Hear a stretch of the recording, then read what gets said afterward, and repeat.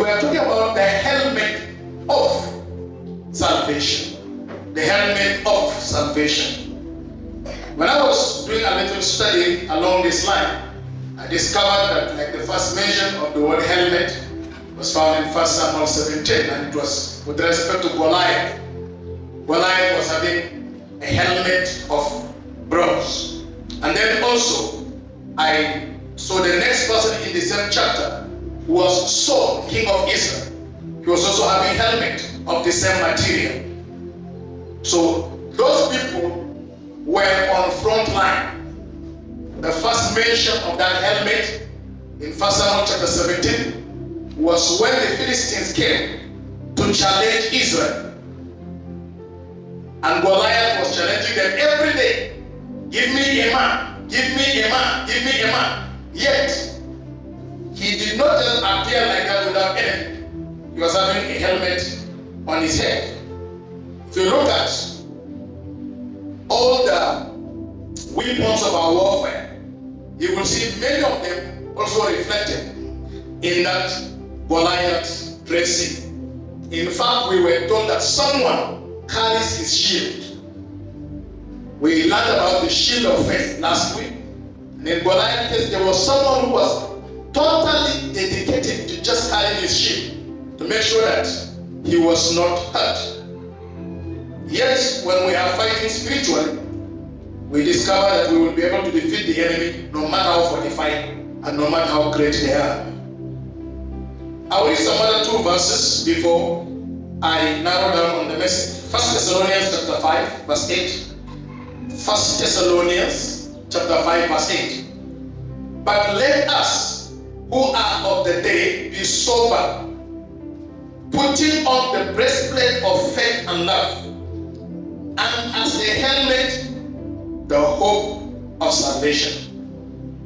The hope of salvation. So here you see some of the weapons of our warfare are also reflected here. The Bible says, but let us who are of the day.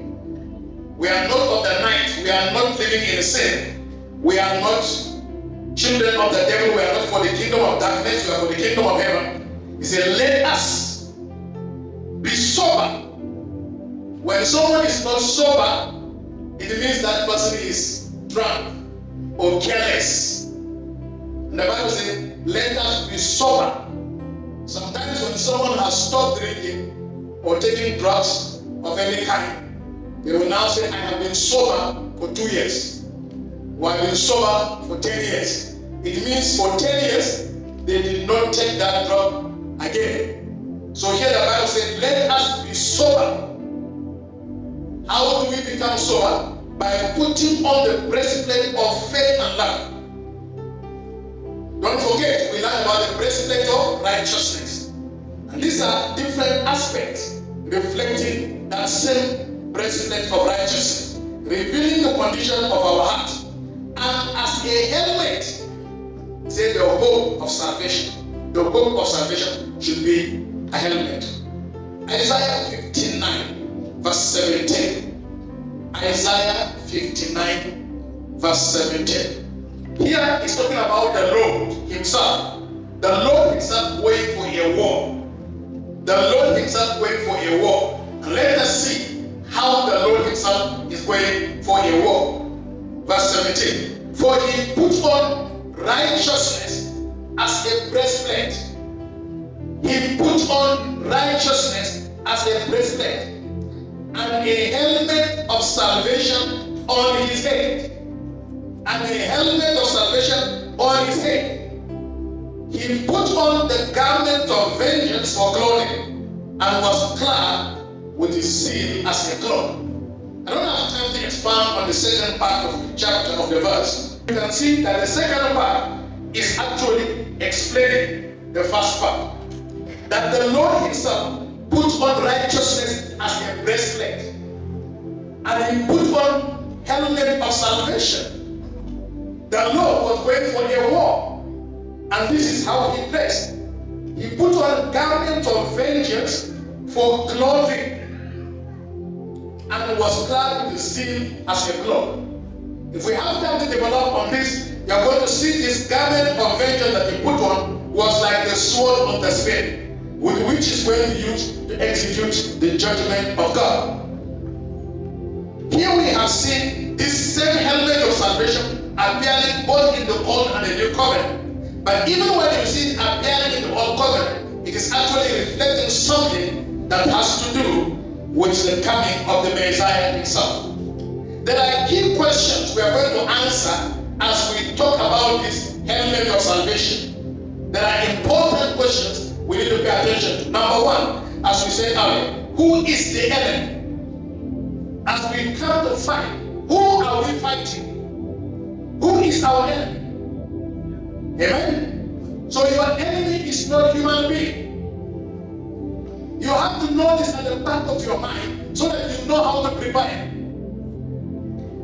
Our enemy is the devil, his agents, his demons, and his strategies. It's not human being. It's the devil, his agents, his demons, and his strategies. He operates through evil authorities and the rulers in the unseen world. You don't see them with your eyes. Evil authorities and rulers in the unseen world. He operates through mighty powers in the dark world. And he operates through evil spirits in high places or heavenly places. So we are not fighting people. 1 Peter chapter 5 verse 8. 1 Peter chapter 5 verse 8. Let's look at it together. I pray this will give us more light about the identity of our enemy. Be sober. Did you see this sobriety becoming very important? The Bible says, we who are of the day should be sober. You don't go to war when you're not sober. One of the problems of going to war when you're not sober is either you could easily be killed or you could commit war crime. There are people that go to war, they go to front line, and they end up being in prison for committing war crime. When you're not sober, you could commit war crime or you could easily be killed.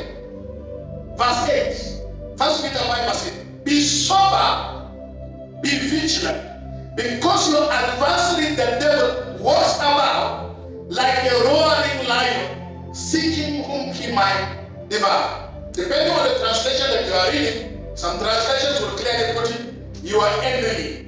How many people have their translation saying enemy? Let me see. Thank you so much. So we have some that their translation clearly says, your enemy. Your enemy, your adversary, your enemy is the devil. The devil is not your friend. And this should help you. Anytime people tell you, let's go to a witch doctor, a witchcraft, person of the tradition and all those ones to get help, you are going to your enemy to get help. Those witch doctors do not operate with the power of the living God. They operate with the power of the devil. And how can your enemy help you? You should never go to the devil to look for help. Anytime you go to witchcraft, any kind of witchcraft to look for help, you are going to your enemy to look for help. Whether you want to make money, or you want to get married, or you want to be healed, whatever it is that you go to the devil to look for, you are going to your enemy to look for help. And I assure you, your enemy cannot help you. Because the Bible made it very clear in John chapter 10 verse 10 that he, the enemy, the devil, has come to steal, to kill, and to destroy. And he cannot do otherwise. Some people say, I did not go to kill somebody. I just go there to help myself. Like you are going to an enemy position to register yourself as one of those that you should be tormenting. That's what you need. I did not go to kill anybody. I just want to get married. I just want my business to prosper. I want promotion in the place of work. I just want protection. How can your enemy protect you when he's out to actually kill you and destroy you? He can never protect you. You should never mix our faith with any other faith. Our faith is in God and God alone. Let's keep what we have because we have the best, we have everything, and we should not dilute it.